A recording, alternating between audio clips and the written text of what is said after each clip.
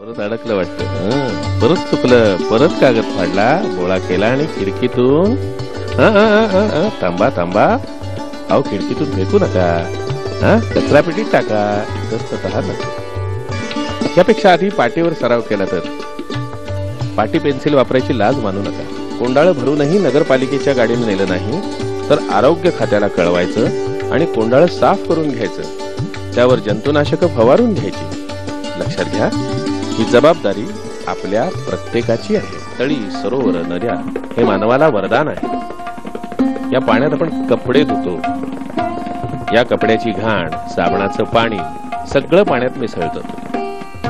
त्यामुळे या पाण्यातले जलचर, मासे वगैरे मरतातच. पाणी प्रदूषित होतं. देवाचा निर्माल्य हा कॅरी बॅग मध्ये घेऊन टाकलाच पाण्यात. टाकू नये.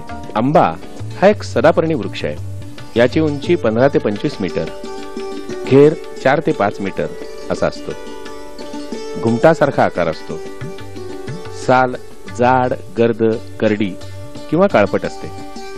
खरबरीत भेगाळ आणि खवलेदार असते.